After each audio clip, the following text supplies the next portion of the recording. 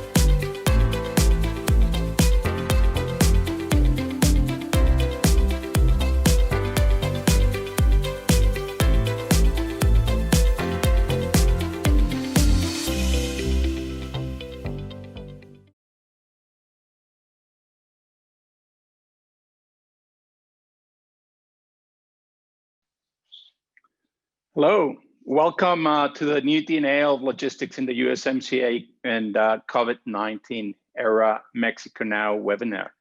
It's a pleasure being with you here today. Thank you very much for joining us. I'm excited to be moderating such a great panel with fantastic speakers. We have today Luis Aguirre, President of Index, Jorge Torres, President of FedEx Express Mexico, and Eduardo Reyes Leal, President of Buffet Internacional. Again, welcome. Thank you very much for joining us. A pleasure being with you here today. I'd like to explain the structure of our session. We will be starting first with individual presentations from each of our speakers, to be followed by a panel. We'll be having a conversation via some questions I'll be moderating. And I'd like to invite you all to please submit your questions to the panelists using the platform in front of you. So I guess with that, I'll just like to make a brief introduction of myself. My name is Juan Monroy. I'm the CEO at Fibra Macquarie. Fibra Macquarie is primarily an industrial fibra, a REIT traded in the Mexican stock exchange. We own 252 properties located in all the key industrial and logistics markets in Mexico. And our purpose at Fibra Macquarie is to be of value to society and to be a force for positive change by challenging ourselves to be the best we can in serving our customers by providing a real estate service of excellence in Mexico. We build value by pursuing excellence in everything that we do. So with that, I'll be introducing each of our speakers today so they can share with you their initial presentation. It is my honor to introduce Luis Aguirre, the president of Index, to join us and make an initial presentation about Index. Luis, if you can please turn on your video and mic. Luis, qué gusto verte. Welcome. And please go ahead, Luis. Thank you very much, Juan. Good to see you through this platform and all my colleagues that is attending this important panel. And thank you very much, Sergio and Mexico Now's team for this invitation. For me, it's a great honor to participate in this last space and opportunity. As you know, that I'm finishing my responsibility as a president of the Maquiladora Industry National Council at the end of December of this year. So we have a new president-elect, Dr. Luis Manuel Hernandez from Tijuana. Actually, we are already today and tomorrow attending our meetings from the National Council since Tijuana in Baja California. So after to say this, really, it's a really pleasure to share this space too with Dr. Eduardo Reyes Diaz Leal and my friend and colleague, Jorge Torres from FedEx. Thank you very much again. So let's go on and move on to this presentation just to have a quick overview about the statement of the maquiladora industry in Mexico. Next one, please. Well, just in a general overview, as almost 60% of the more than 6,400 IMEX companies in Mexico are located in a dollar border zone. This means in the 6 states of the north of Mexico. And we have an important increase of new IMEX plans and extensions of this important program for more than 55 years already in Mexico. The Maquiladora decree was already generated in 1965.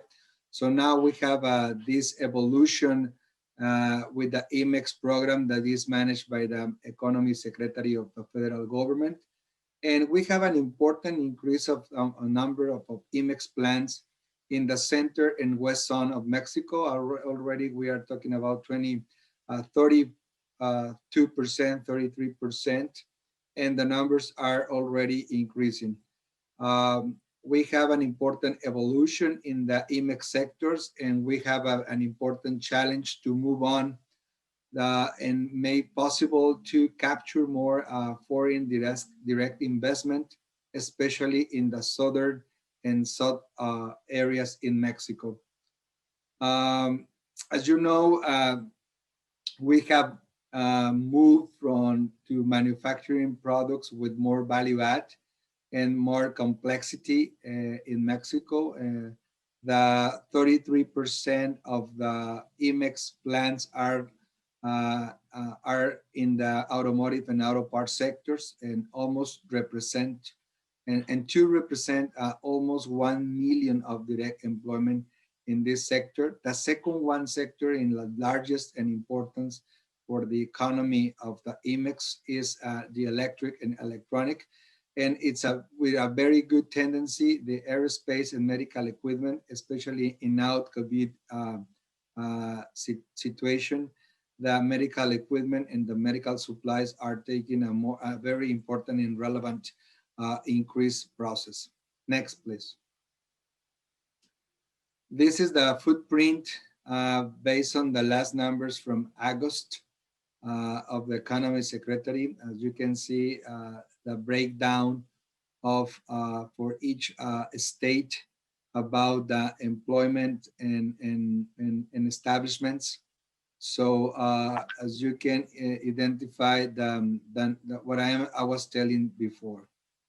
I just want to mention that IMEX represents 17% of the formal labor force registered in the Social Security Institute in Mexico. And if we consider only the manufacturing sector, this is the secondary sector. We are representing more than 60% of the employment in this productive sector of manufacturing industry. After the COVID lockdown in April and May, from June to August, we have already recovered more than 67,000 employments that we lost for these situations. And well, it's important to mention that the IMEX industry is the most important generators of foreign capital in Mexico. Next, please. Finally, I just would like to let you know which is the number of establishments in total, because it looks like for this contingency of the COVID-19 could be a stop or not generating new IMEX programs authorization, and that is not true. We had been already increased more than 120 new programs in this year, and we are already generating 9.9 million of direct jobs. According with the INEGI reports from August, the average income that we paid in the IMEX industry was 17,000, more than 17,000 pesos average per month. So again, it's important to mention that this is a well-paid industry and represents an important social and economic benefits for the regions where we are established.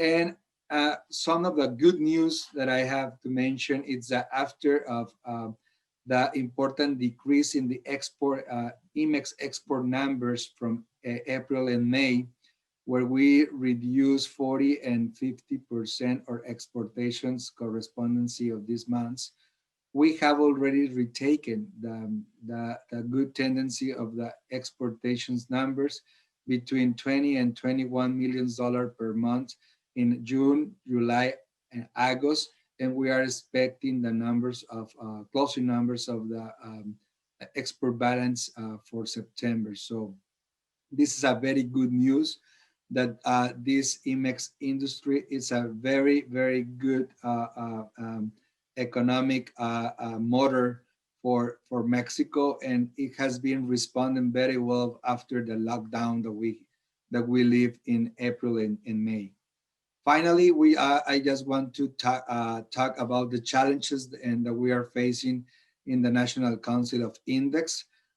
You know that after the implementation on July 4th of the USMCA or TEMEC, there are some adjustments that we are talking and working with the Mexican authorities about it. Fortunately, we have a very good numbers of investments announced and in process after July 1st implementation.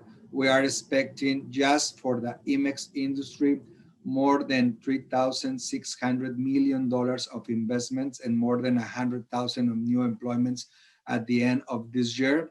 We are already facing the outsourcing initiative that we have around 23-25% of this almost 3 million of direct jobs under this model of labor, that it's a competitive model in place in the world, especially with the countries that we compete for foreign direct investment. And it's important just to leave very clear this message in front of the authorities, and that is what we are doing together with CONCAMIN and the CCE in order to have a one alignment and position in front of the authorities. And well, especially for the IMEX industry, we have a VAT and local customs national regulations that are trying to modify domestically. So we are already working and talking with the authorities about this, the importance of these regulations and what represents for the mobility and competitiveness of this industry that represents so much good economies numbers for Mexico. Thank you very much. Great, Luis. Thank you very much for your commentary. Without a doubt, the sector that you represent is a very important driver of Mexico's economy. As I tell my customers and investors, from my perspective, the fundamentals of our sector are stronger than ever, with a number of emerging trends from nearshoring to e-commerce to the resiliency of supply chains. So without a doubt, the sector that you represent is critically important to the well-functioning of the Mexican economy. And we really thank your leadership, Luis, at Index. Thank you very much for the tremendous leadership that you have demonstrated over the past few years. You've added tremendous value to Index and to Mexico. So thank you very much, and we wish you all the very best. And thank you for joining us today, Luis. Appreciate it. Thank you very much for your kind words, Juan, and it's a pleasure. And I just want to leave a clear message that this industry represents a lot of good benefits for the economy and the social responsibility of Mexico. So it's important to continue in the same way. Thank you. Absolutely. Thank you. And with that, we'll ask Jorge to join us. Jorge Torres is the president of FedEx Express Mexico, with FedEx, obviously a very important company in the well-functioning of logistics for our company. So with that, I'd like to welcome you, Jorge. Bienvenido. Thank you very much for joining us today. A pleasure being with you today. Juan, muchas gracias. Thank you very much, Juan, Eduardo, and Luis, my colleague as well. It's a great honor for me to share this important panel. I don't want to start without thanking MEXICONOW, and the invitation of this very important and good timing subject, which is the new DNA of the logistics in the USMCA era, which is extremely important. We are coming from a very difficult year where we have some challenges, and they enter into effect of the USMCA on July the 1st after 2 years of negotiation and after 2 years or a period of ratification. Enters in a really good timing in the second half of 2020. So that adds up to the efforts from Mexico government and the private sector in terms of the recovery of the economy, not only towards the end of 2020, but most important, doing a bridge to 2021. I think that it's important to mention that the role of logistics companies like FedEx in this entire context is really important, considering the following fact.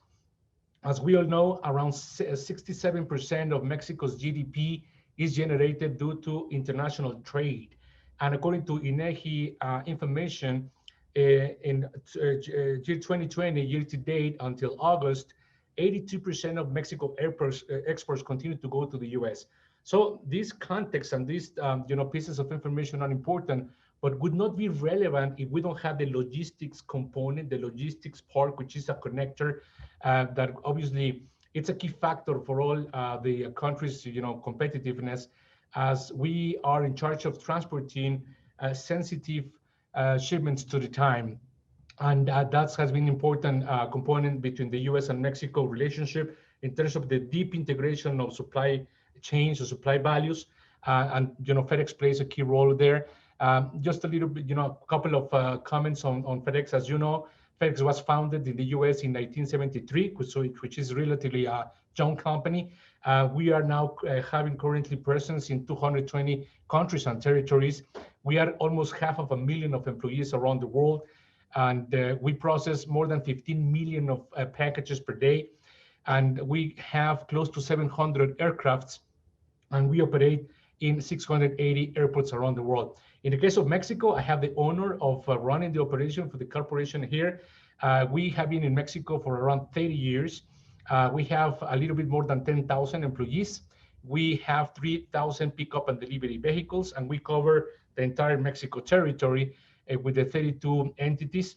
We have one domestic hub on the ground operation, and we have an air hub where we have around 8 aircraft going daily to 12 airports, transporting goods to 54 cities. And obviously we have the coverage for all the nation. In the terms of the international component, which is aligned to the subject that we are discussing today, we have operations in 6 international airports, which are Monterrey, Guadalajara, Toluca, Querétaro, Tijuana, and Cancun, and Mérida. And we have these daily flights back and forward, not only to the US, but connecting the most important products from the world to Mexico, and we are transporting the best products from Mexico to the rest of the world. So that's basically what what we are, who we are, and what we do. Juan, thank you very much for the quick introduction on this first intervention. No, this is great. Jorge is certainly a very impressive global company for sure, and with a very deep and long time history in Mexico, very well entrenched in servicing the logistics needs of Mexico and Mexicans, and also in us neighboring the largest consumer market in the world, facilitating the logistics not only in Mexico but for Mexico to the world. So pleasure really being with you today, Jorge. Thank you very much for those remarks. Appreciate it. I guess with that, I'd like to ask Eduardo Reyes, Dr. Reyes, if you can share with us a brief introduction and presentation. If I could ask Eduardo to turn on your video and your mic so we can go over your presentation. Eduardo, please go ahead. Thank you, Juan. It's an honor. Bienvenido, bienvenido, Eduardo. Okay, thank you so much. It's an honor to work with you, with Mexico Now, with Juan, Jorge, and my friend Luis. But mainly it's an honor for me because we're going to talk about Mexico. And I have to warn you that I love Mexico, but I will try to be very impartial in my opinions.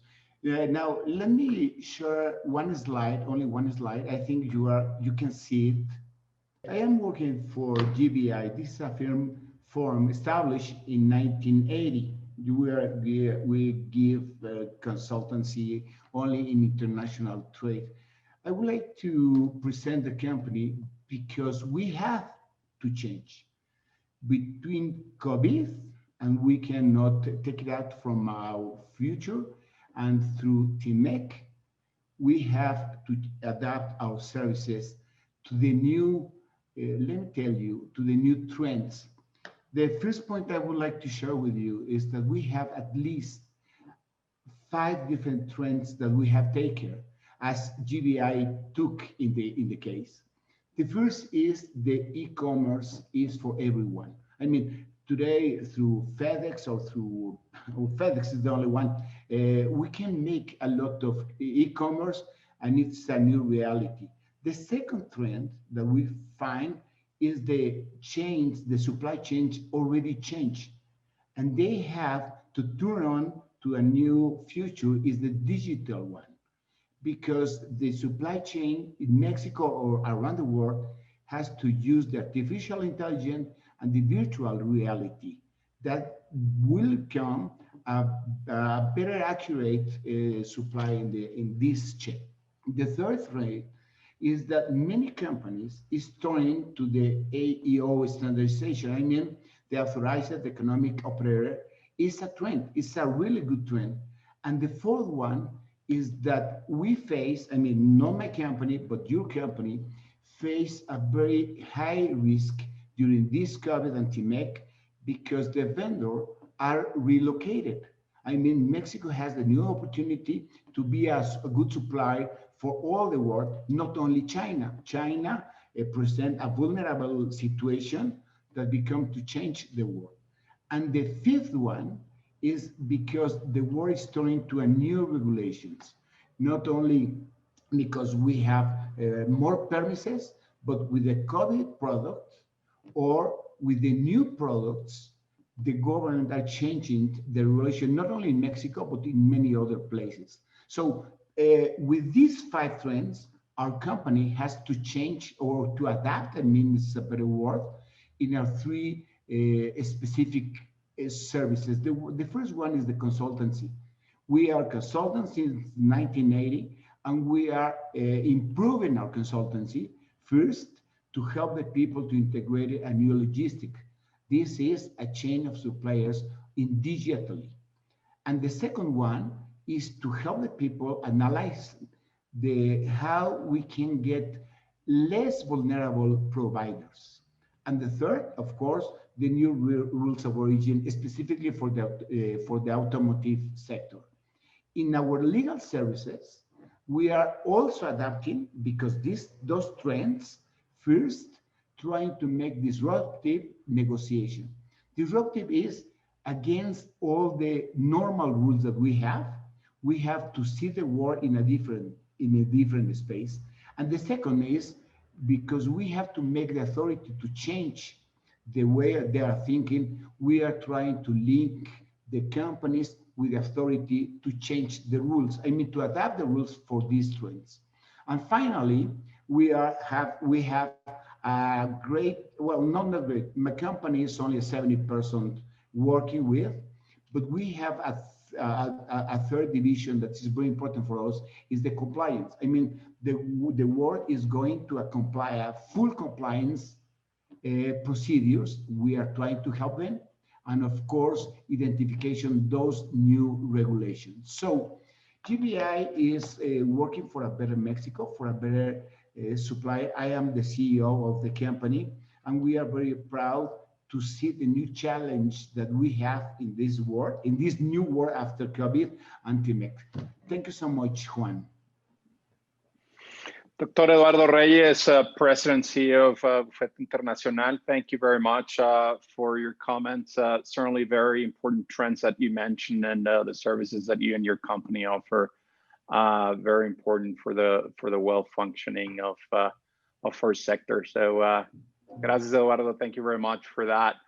As a reminder, the next phase of our webinar today is a Q&A session. So I'd like to remind the participants to please submit your questions using the platform if you could. And before we start the Q&A, we'll share a brief message and then we'll just get started with the Q&A session.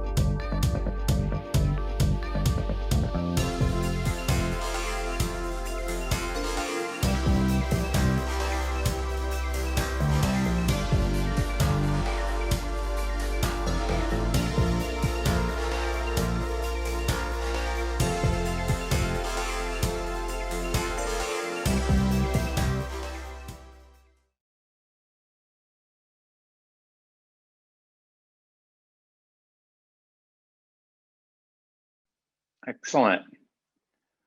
Great. So I'd like to invite my my colleagues or panelists to turn on your video and mic. Great, Jorge, Juan, hola, bienvenido. Juan Vasquez, Managing Director for Index. Great to have you you with us, Juan. Thank you, Doctor Juan. Reyes, si le pido, nos puede prender el video del micrófono. Great to have you all. Juan, bienvenido. De nuevo, so as a reminder to our participants today, please submit your questions using the platform. We'll have a session. We'll be interacting with our speakers today. Then we'll address some of your questions from the participants, and we'll end the session with some remarks from our speakers. So why don't we get started? And I guess the first question over to you, Jorge. I'd like to ask you, what do you consider are the main challenges and opportunities vis-a-vis the manufacturing industry and logistics in Mexico during these trying COVID times, Jorge? Certainly, Juan. I would like to first start, answering that question from a previous perspective, which I think it's important. Even before we enter in the USMCA context, as you well mentioned, we had a very challenging, unprecedented year on 2020 with this COVID pandemic that affected practically the entire year. And it was important to mention that logistics was confirmed and was determined to be an essential activity for continuity in every single country, being Mexico not the exception. That was key. That's something important that we need to highlight, because we have always known that logistics is important, but given the circumstances that we went through during this year, we realized that it was really vital, not only important, but vital, the logistics component for us to continue, not only for us to have the opportunity, Juan, to be contributing to the continuity of the businesses, of the continuity of commerce, or the continuity of the economy. We were confirmed as the logistics sector as an essential activity for the continuity of the life of the human beings, because we had this dependency due to the confinement that we all had to go through. A certain portion of the economically active population had to be retrained on their houses and do all this remote work. There was literally a dependency on e-commerce and on logistics to get food, to get medicines, to get personal protection equipment, to get ventilators to the hospitals, and to get articles actually not only to the persons who were doing home office, but home student, for all the academic sector. So we realized the importance of the logistics in this challenging time. Now entering into the combination of the USMCA, logistics evidently was an important component due to the deeply level of integration between the US and Mexico, not only in terms of countries, but the economy has a lot of dependency on logistics. So given this deep integration of value chains, even though the USMCA does not specifically refers to logistics, the logistics industry is inherent into it, as it has, it plays a key role in terms of the transportation of time-sensitive goods. Even though it's deferred transit times to 5-6 days, it is at the end of the day is time-sensitive. It's not only urgent, but there is a dependency for us to execute. The tool for us to execute and make the USMCA a reality is basically the logistics component. And another important outcome of the USMCA and where logistics has a key role relates to the potential of the nearshoring of the manufacturing and supply chain within the North America region. We know, Juan, that during the last 2 years, by coincidentally, not only the USMCA was being processed and ratified and confirmed, but during those same 2 years, there was this decoupling between the US and China, where Mexico was the winner in terms of the correlation on that by being a very attractive destination for investments. So that nearshoring is really becoming a little bit more important given the proximity between the two countries, the need of they continue to be connected during this pandemic, and now entering into the USMCA execution. So the logistics continues to be not only an important activity, but a connection to life, connection to continuity of the life of human beings. So that's Yeah. that would be the first perspective, Juan. Yeah, no, absolutely. Certainly a nearshoring trend driven by USMCA and the US-China relationship is a very interesting one for sure, with great opportunities for Mexico, I believe. But maybe Juan Vasquez, if I could ask if you care to complement some of what Jorge is sharing with you in terms of what do you see as the main challenges and really opportunities vis-a-vis the manufacturing sector, logistics, if you want to complement that as well for Mexico during these COVID times, Juan. Yes, we do believe that right now we are looking that distance can be translated into risks. Also, borders can be translated into risks. We have seen how that not having homogeneous essential activities throughout different markets, that can become a risk as well. We do not know if there will be another closure, another lockdown with companies. So I think what companies are doing specifically here in Mexico right now is we are looking to have closer suppliers that don't have to cross so many borders. You know, sometimes, for example, an auto part can cross the same border 4, 5, 10 times to have different pieces added to the component. So the fewer times you have to cross a border, or the closer you are with less borders as well, it becomes less risk for us. And we're looking to have companies in Mexico, companies are plan B, your plan C, etc. in the case your main supplier fails. So strategies are beginning to shift a little bit from having sometimes one global supplier or 2 global suppliers to maybe have several local suppliers that can satisfy a need when a disruption like this occurs. So this is what we're looking at right now due to COVID. And I think this is going to stay permanently. It may be, you know, after a while, maybe you'll have the confidence again to trust that nothing will happen, but we will have learned that having your supplier B and supplier C close to your plant will be the best way to avoid these kinds of risks. Because I don't think this is the last time we're going to see a pandemic like this. I think we're going to learn about it, even if in the short term we solve this one, we will be facing some other pandemics and some other issues that will bring back to our sight borders and distance.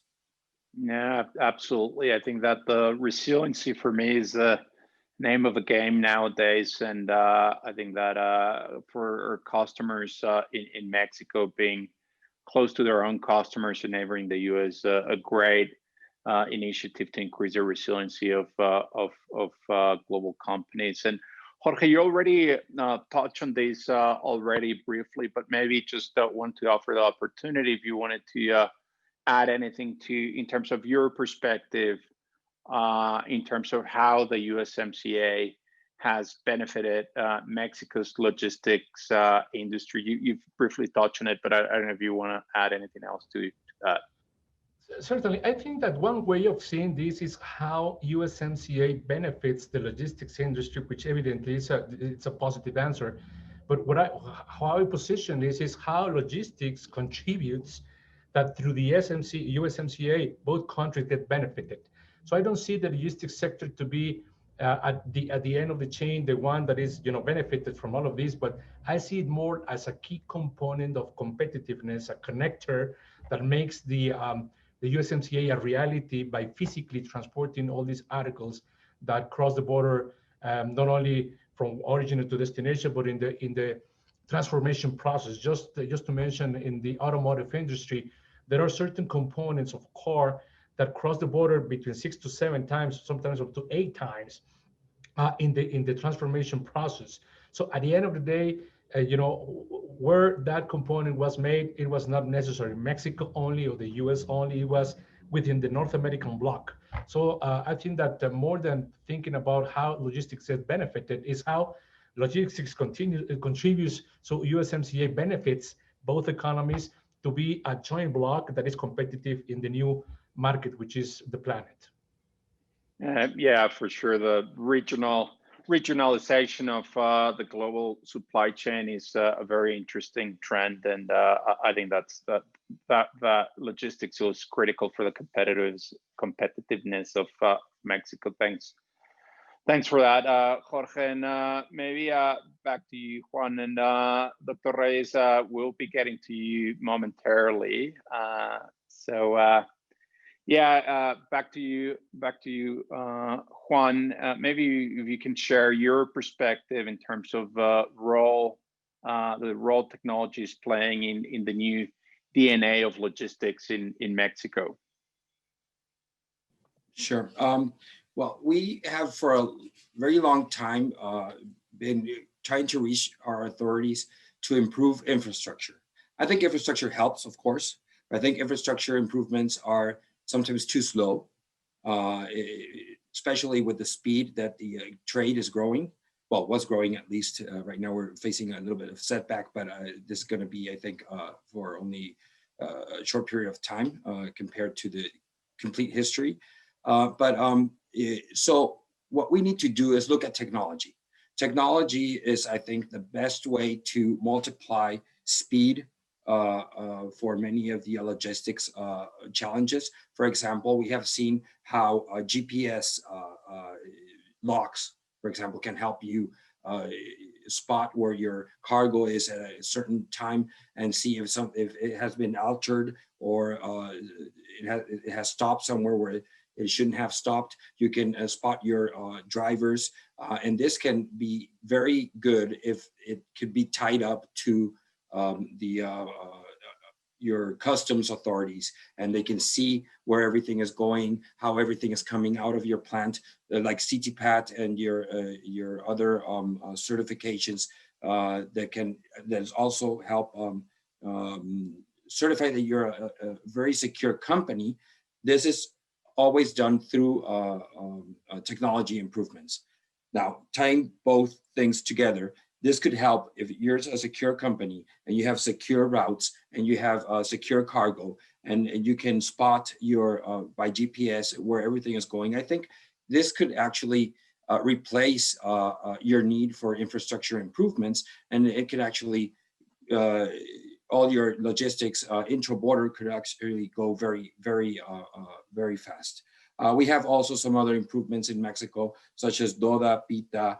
You have cameras, you have infrared, internet, electronic invoicing. The electronic invoicing has been very good to help inventories catch up at a live rate. You have control systems. So definitely, I think technology is the best way to go. If you look at free trade zones that can be put in different spots in Mexico and in the US, and then you can simulate a border there and have your secure routing with technology, I think all of this can actually help very much to speed your deliveries from one country to another, and especially in the entire North American region, which is, I think, our main focus here in Mexico, which is our main market. So yeah, definitely technology is the way to go. Very interesting, Juan. Without a doubt, we need to adapt ourselves to technology and the new reality and take advantage of technology so we can better serve our customers in Mexico and globally. So yeah, very interesting thoughts that you've shared there, Juan. Jorge, in thinking about moving product over to the US, particularly by land, what would you say is sort of a current export time and some of the bottlenecks that we are facing to ship product over to the US? And if you have any suggestions in terms of how things could potentially be improved, Jorge?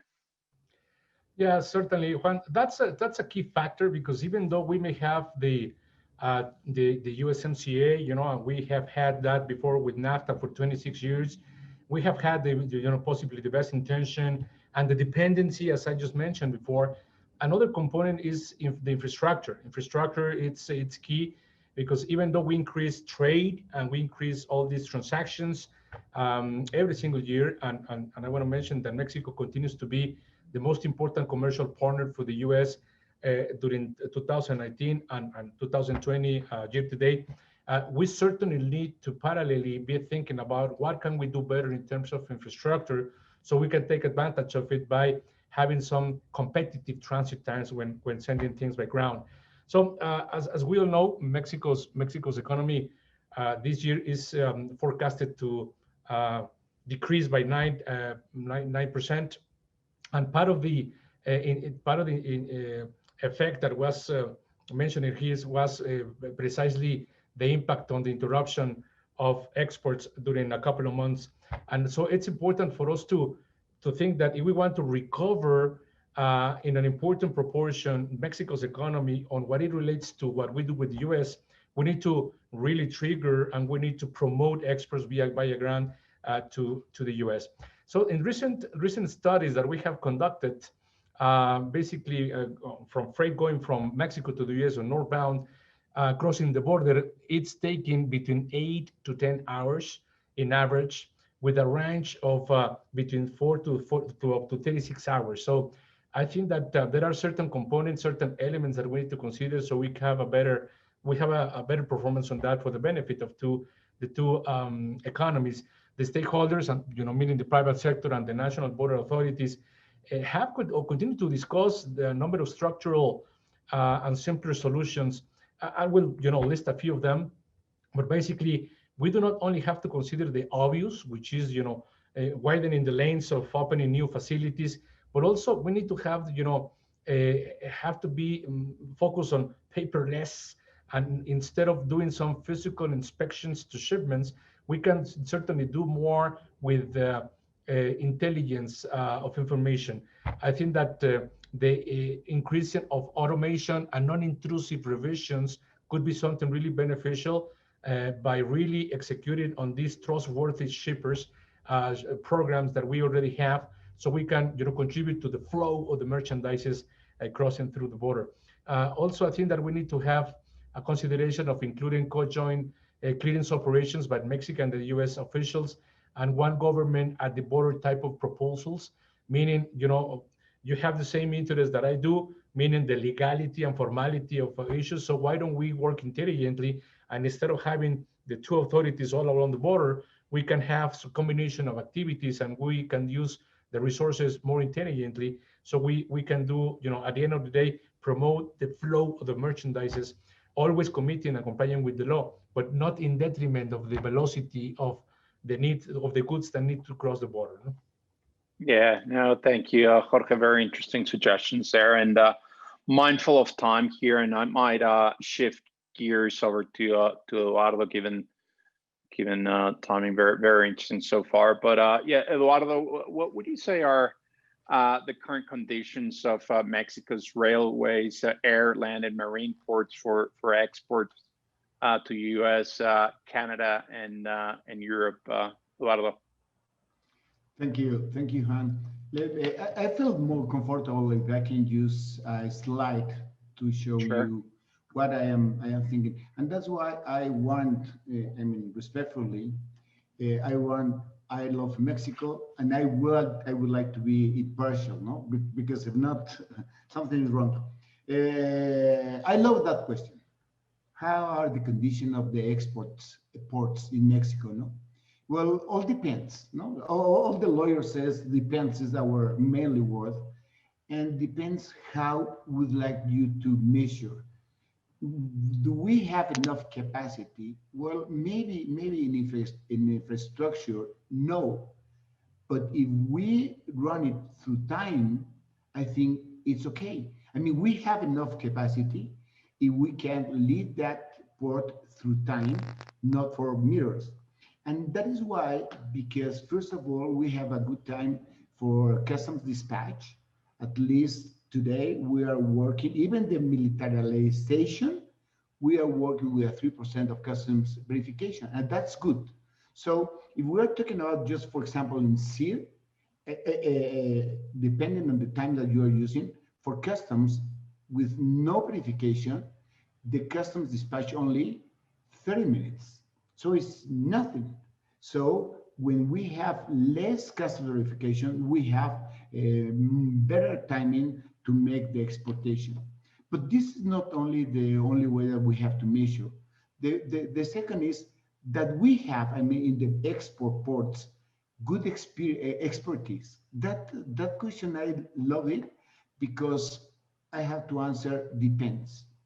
Depends what we are using with, I mean, if we have experiences, services, suppliers, and this is first part, because there's a lot new suppliers that they don't have experience, so you are not going to have a good expertise. But the secondly one is if we are in compliance focus. I mean, if you don't have compliance focus and you deliver your goods with no legal procedures, you are going to have a bad experience at customs. But when the people is coming with a compliance focus and a full compliance focus, they will have a good experience at customs.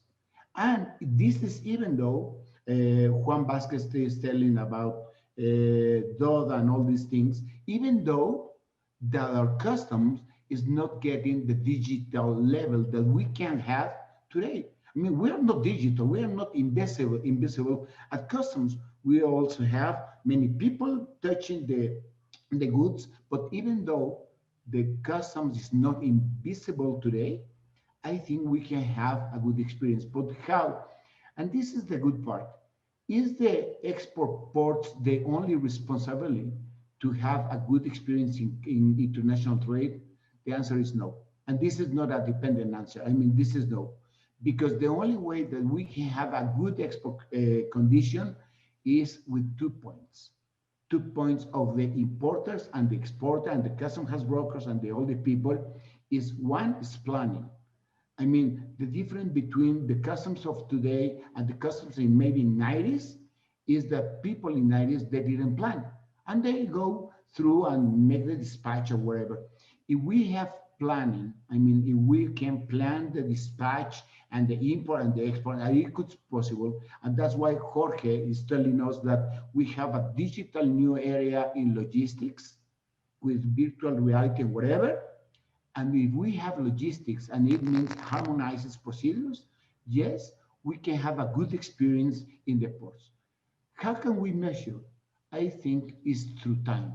So I have to tell you the dispatch time from point A to point B, I mean, since the product is arriving to Mexico ports and then leaving the Mexico port, we can think that a good experience in air is 1 day, maybe at the maximum 2 days.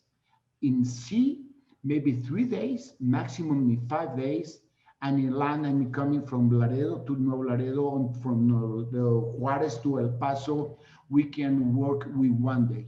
So I think we have good condition in export ports if we are measured through time, maybe not through infrastructure. Now, it's important to tell me this. The capacity of our ports are good for 90-20. I mean, for 2020, because the COVID time. But if we get the levels of 2018, maybe our port in Manzanillo or in Lázaro Cárdenas will be will be very tight. But if we plan and we make logistics, I think we have good capacity. Great. That's very interesting, Eduardo, and do want to try and get to the questions from the audience, as they're very, very good questions. So just to be mindful of time there. Eduardo, as a follow-up, how well are manufacturing firms, from your perspective, in Mexico, obviously, managing inventory and deliveries to match production and the order and demand from their customers? Okay, thanks so much. I will use another slide if you allow me to answer this question. Sure. I'm sure for sure that you can see the thing I am projecting. The question is wonderful. How well we are making, I mean, all the suppliers in Mexico. I think that we have to start dividing Mexico through who is making a lot of international trade and maybe who is not making a lot of international trade. Just for example, these statistics will tell us a lot. 3,000 different company makes at least the 50% out of exports. So I will refer to those 3,000 companies, but because maybe if we took another example of the market, maybe the answer is going to different. But in these companies, we are adding value in Mexico. I mean, we are working very well. I am not only very proud, but I can see that we have a future. And if somebody asks me, Mexico has a future in some economic area, yes, I will say in export. After this added value in Mexico, we can think that Mexican companies, even though this is coming from the States or Germany, whatever, we are understanding customers. And this is very important to understand between the buyer with the supplier. The third is the size of the firm's account in Mexico. I mean, we have medium size, not too large size. I mean, if we compare a big company in Mexico, 3,000, 4,000, or 5,000 people working with, and compare with the Chinese, it's a small company. But the size of the firm's account in Mexico, we can have a production adaptability. And I would like to stop 1 minute in this, Juan. The world is changing, and it's changing because the customers, you and me, we change a lot of what we are looking for. Maybe today we are going to, we would like to have a Starbucks, and maybe tomorrow is another product. So the suppliers has to change the production as fast as they can. So the size of our firms can make easier to a production adaptability. So this is a correct answer. I mean, this is, yes, we have a better condition. But third, we have a lot of companies with fast order processing. Maybe we are not the cheaper world in the world. I mean, but we are maybe one of the faster production in the world. So as far as our company can make a processing of order very quick, maybe we have a great future. So the quality is not longer discussed. I mean, in these 3,000 companies, the quality is a granted thing. I mean, it's not a discussion thing. So if we have quality, if we have fast order processing, we have adaptability and understanding customers, yes, I will tell you that we have a very good opportunity, because the price is no longer a problem if we compensate it through a reduction of inventories. Right. So every time, because this speed, the inventory is low, but the production is faster. Right. Yeah, no, that's good. Very interesting. Juan Vasquez, is there anything that you like to complement to what Eduardo is telling us in terms of how well manufacturing firms in Mexico managing inventory and deliveries to match production? Yes, I would like to talk a little bit about just in time and just in sequence. I think for many years, we thought this was the way to go only. You would have to look at trying to reach zero inventories so you can have a reduced cost for your final product. Now we can see that this can only work if your risk is very close to zero. So you have to create a balance, and that's what we're seeing right now with many of the borders that had to close. You had to stock up. The just in time and just in sequence needs to be balanced with what is occurring worldwide in order to balance your inventories with your just in time. So again, talking a little bit of what we already discussed, we're looking right now, you can see if you have less borders or less very close suppliers, then you can maybe have a little bit better of your just-in-time policies being actually reached. So I think Eduardo made very good points there. I just wanted to go back at what our manufacturing policies used to be with the those kind of philosophies, but right now we need to improve. We need to consider your risks and bring everything into your equation. Great. Muy bien, gracias. Thank you very much for that, Juan. And shifting gears a bit over to the auto industry, very important industry for Mexico, from my perspective, with tremendous opportunities for sure for continuous establishment and growth of that industry in our country. So maybe over to you, Eduardo. I wanted to ask, what do you see as opportunities for the automotive industry, and considering the current crisis, both globally and in North America, and how Mexico can take advantage of those opportunities? Thank you, Juan. Thank you. I think we have a great opportunity, but we have to make improvements, as Juan Vasquez said. The opportunities it starts in the TMEC or USMCA, because I think we have a better balance and simply rule of origin. And I will revolt the simpler. It's simpler, the new one. Maybe the TMEC is not the best treatment in Mexico. Maybe in some points is Telecan of NAFTA is better one, but in the rules of origin of automotive industry, I think it's better, it's simpler, and it's balanced. Balance that becomes to have a regional production. Of course, I am Mexican. I would like to make the cars also, fully Mexico, but this is not possible. But so we can have a regional production. This is a good point. And a second thing is because the vulnerability of the suppliers that came through the COVID. There's a huge problem after the COVID time because the Chinese company stops to deliver a lot of raw parts.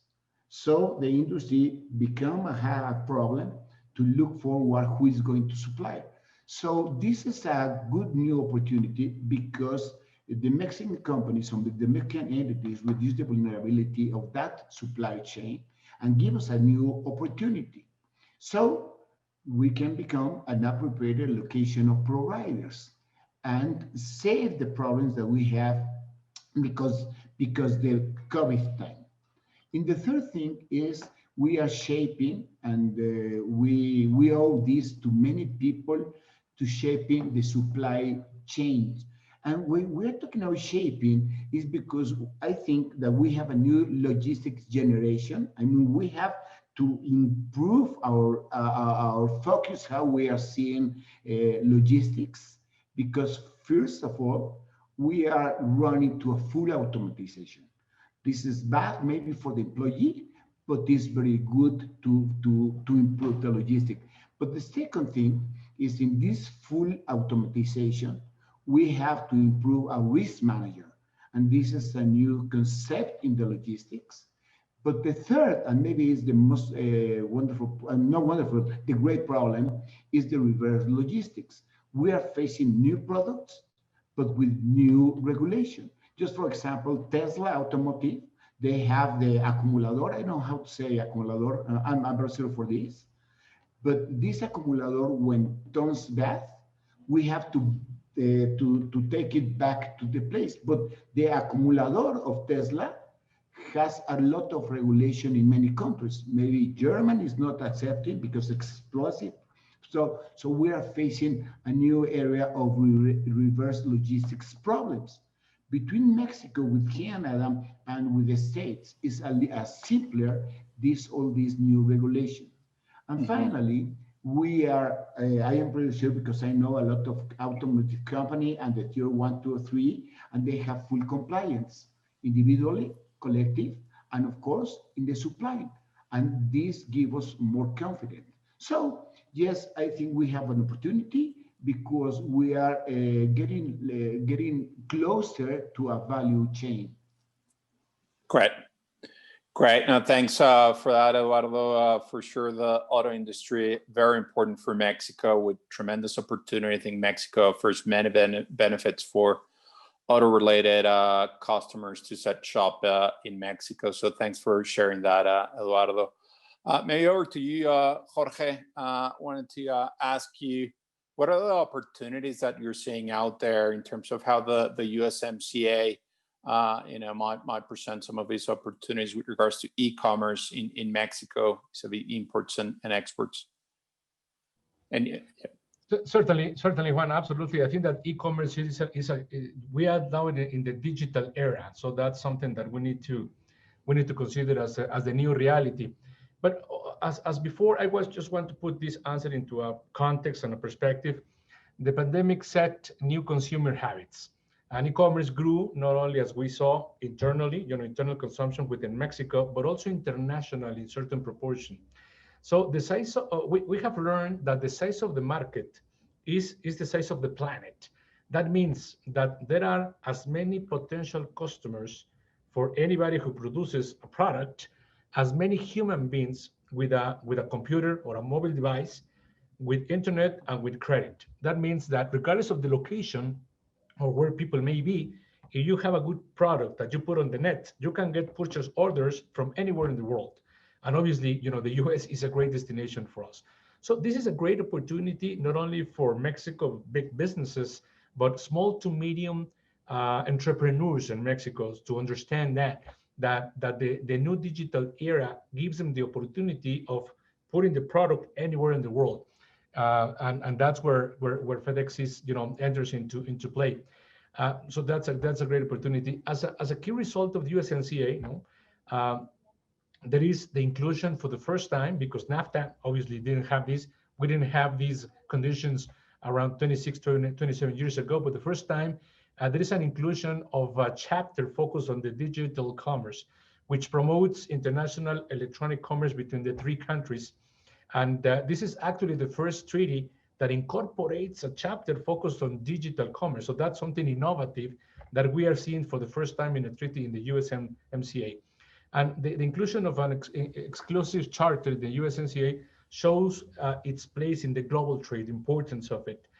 With that, Mexico has access to a market of 490 million of people, of potential customers, not only talking about the US and Canada, without considering the rest of the world, which is also a reality. So digital commerce is central to the economic growth of the countries. We have seen that, especially during this year, and therefore it's a reality that cannot be ignored anymore. That's a new reality. The objective of the electronic e-commerce chapter within the USMCA was to allow the countries involved, which are Mexico, the US, and Canada, to have an adequate legal framework that promotes consumer confidence and obviously avoids the unnecessary barriers to trade that takes place by economic and electronic platforms. So it sets the rules to what is imminent, which is the e-commerce within the three countries.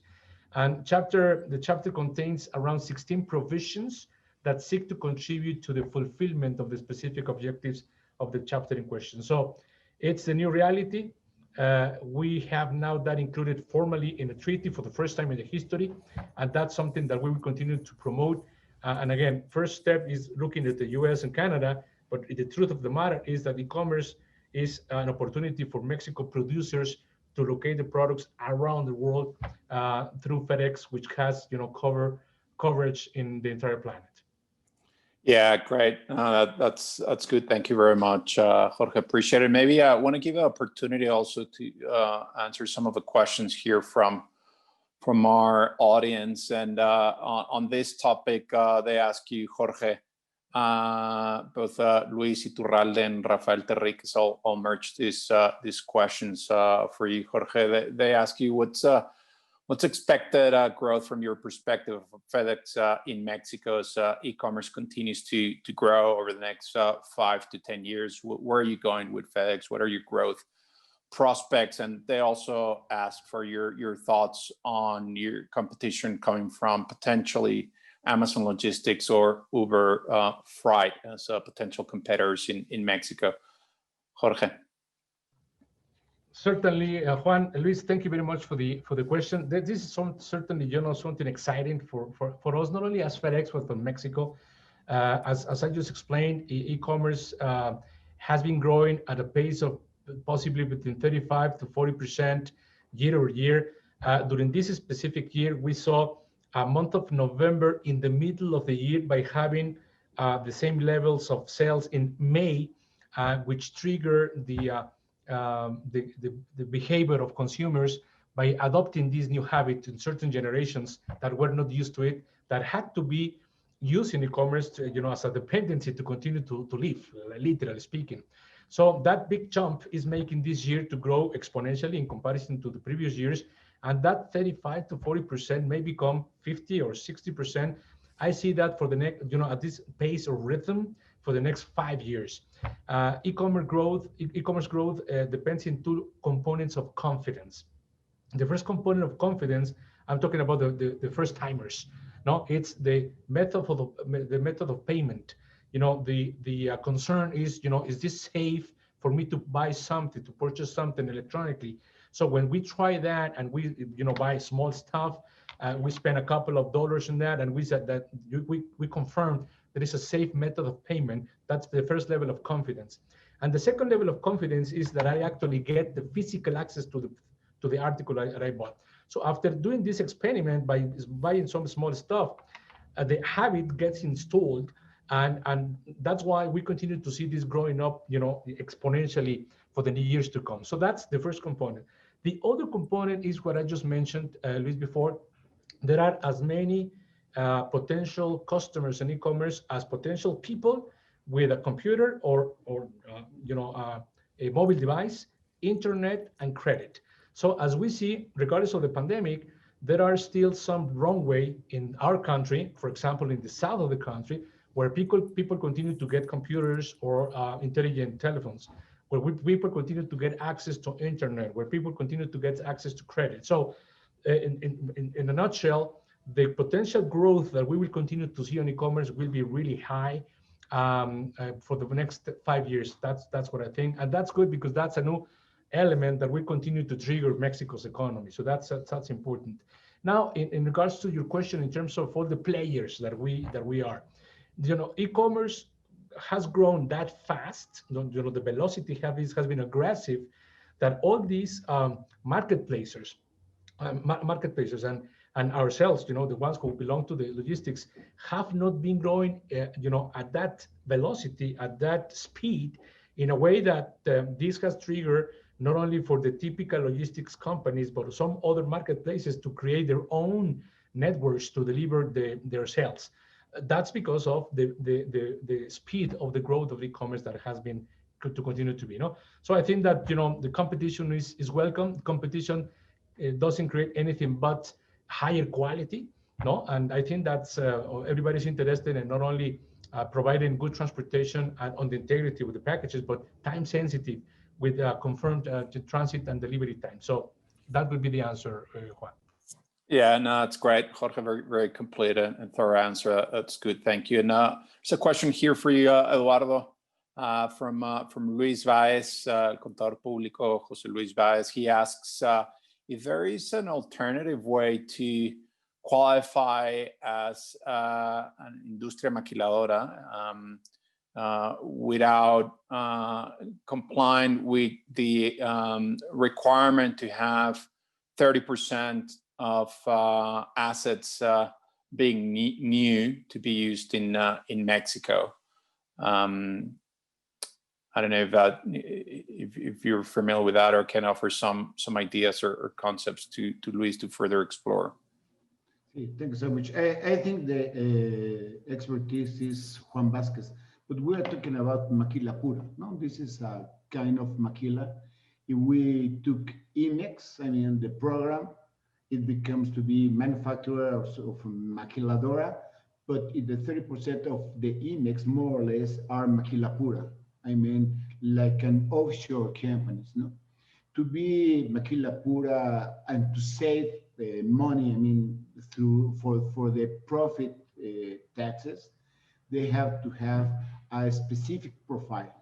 They have to have some assets owned by the foreign people, not for the Mexican, and the bites from the state, for the bites in the world is coming from the foreign people, not for the people in Mexico. And so they have to charge the expenses only in reimbursement. They are not buying products and selling products and give a profit. So this Maquila has not a profit, in fact.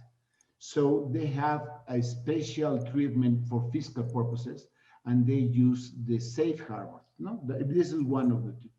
So Okay. they cannot be the owner of the assets, at least in a 30%. I think this is Jose Luis' question. No? Okay, very good. Thank you very much, Eduardo. And Juan Vasquez, there's a very good question here from Daniel Madrigal, who recognizes the commentary from the three speakers, really. I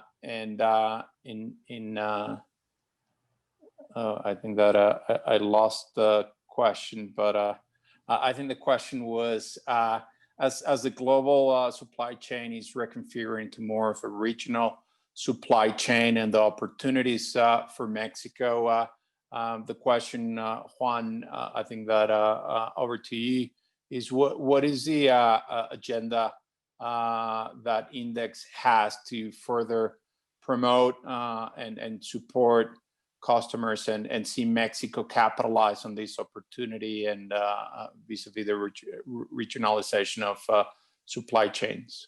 Juan. Yeah, I think the reason why you can't find the question is I already answered it typing okay. for the answer, so maybe it moved, it shifted from location there. But yeah, to expand on what I already wrote, basically, Index, what we're looking at is we have several types of programs. One is we organize B2B sessions. B2B sessions are very good when you already have suppliers located in the region, and you basically need to promote their existence with the potential buyers that may not know that they're currently there, right? So it only works when you already have suppliers there, and you have potential buyers that are looking for those kind of supplies. But for many cases in Mexico, we don't have those suppliers.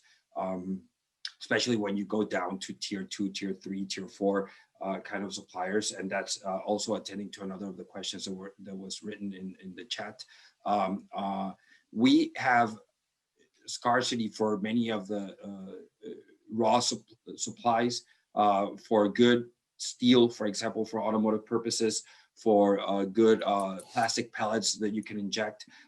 So what we need to do there is we do two things. We have a program where we try to find those items that are missing in our market, and we share those with the government. And we also have the shelter companies that go abroad and look for those kind of companies that can fit into the supply chains in Mexico. And that's a way to attract foreign investment in manufacturing. And we also had another program where we would tap into public funding, and we would help suppliers in some of their key issues that were not developed. For example, looking for certifications, quality certifications, ISO programs, QS programs, etc. We would also help them if there were MSMEs. We would help them try to develop internal systems so they can have better control systems. We would help the training, how to accurately be able to send quotes and sell, and how to reach for potential buyers. But unfortunately, those public fundings do not exist anymore. We are a nonprofit organization, so we don't have many resources to continue with these kind of programs by ourselves. So for these years, we have stopped with those supplier development efforts for small Mexican companies located here in Mexico, right? So we continue with the other programs. We continue to negotiate with the government on how important it is to bring those kind of programs back, and also to help with some of the funding, which is also necessary for Mexican suppliers. Basically, that's what we do.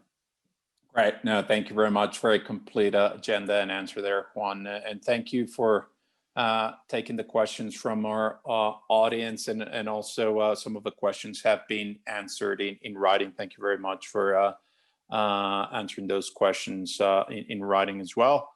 I guess we are with a few minutes remaining. I want to make sure I give the opportunity for each of our speakers for any closing remarks that so we can conclude our session. I think it will be great to hear from each of you your final thoughts before we conclude. Maybe we can start with you, Jorge, and over to you. Certainly, Juan, Eduardo, Luis, and Juan, who is covering for Luis, it was a pleasure, sharing this panel with you with this really paramount subject that we are discussing today. My closing remarks would be just, focused on the importance of the logistics component as the key element for competitiveness that has not only been confirmed as essential, but vital during these COVID times. It will continue to be the connector now that we are going into the recovery plans on the economy towards the end of the year. It will continue to be the key connector and component for the execution of USMCA. So we, as FedEx Express in Mexico, continue to be committed not only with the export sector, but with Mexico as the country. As you have been aware, I'm sure we continue to be doing some heavy investments in Mexico, because we as FedEx see Mexico as a long-term partner, where we will continue to expand our presence, our infrastructure, and our value proposition with a genuine interest of contribute to Mexico's improvement on competitiveness and on the economy. Thank you very much, Juan, and MEXICONOW for the invitation. That's great, Jorge. Thank you very much. Appreciate it. Juan Vasquez, if you can share some of your thinking in the closing remarks that you'd like to leave the audience with. Sure. I think we cannot stay with the idea that this is only some kind of temporary measures, what we're looking at right now. What happened with COVID, the pandemic, some of the protectionist policies that we see from some of the governments, especially, those are going to be tightened when you look at your own industries going bankrupt because of the pandemic. So I think many of the things will stay permanently. Many of the policies will stay for a long term, even after the pandemic is over. For example, home office, we see home office, that's going to affect many of the logistics, maybe logistics for people, but it comes into your logistics entire equation. So just be careful when you think that this is a temporary thing. I think many of the policies and many of the philosophies will stay permanently, or maybe for the long run. Absolutely. The new reality, Ryan, making sure how do we adapt to it.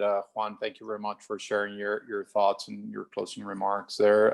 Eduardo, Dr. Reyes, if you can share with us some of your closing remarks for the audience, please go ahead. Yeah. Thanks so much. I would like to deliver only one word, but I mean, after that word, they have full of words now following. And the word is that we have to use disruption. I mean, disruption, we have to change our way of think. No, after the COVID, nothing is going to be the same. Never, never. Not only because the home office, not only because the technology, but because the market already changed and changed very quickly. And the government, the government, at least in Mexico, they are not changing enough speedily as the market. So we have to change our way of thinking if we would like to have a different results. And of course, even though that we have a 9% of decrease of our market, a decrease of the economy, I think we have a good opportunity, but we have to think differently. So this is my suggestion to everyone, not only in logistic or in legally, not in production, not only in market, not only in distribution, but in everything. We have to disrupt our thinking way. Thank you so much for this opportunity. That's a very good message, and for sure we need to find ways to continuously reinvent us to stay relevant and contribute value to our society. Thank you very much for that, Eduardo. So I guess with that, I'd really like to thank the audience for joining us today, and especially to thank our speakers, fantastic speakers, Jorge from FedEx. Thank you very much for joining us today. It was great to have a conversation with you. Very much appreciate it. Juan Vasquez, thank you very much. And Luis Aguirre as well. Thank you very much, as always, for Index and all of your contribution to the sector. Very much appreciated, Juan. Dr. Reyes, thank you very much. It was a pleasure sharing the panel with you. So I guess with that, thank you very much, everyone. Have a great day, and we'll conclude the Mexico Now webinars. Thank you very much for joining us today. Appreciate it. Have a great day. Thank you, Jorge, Thank you. Eduardo, Juan. Thank you. Bye. Hi, Jorge. Thank you. Thank you, Gracias. Juan. Bye. Thank you very much. Gracias. Cuídense. Bye. Igualmente.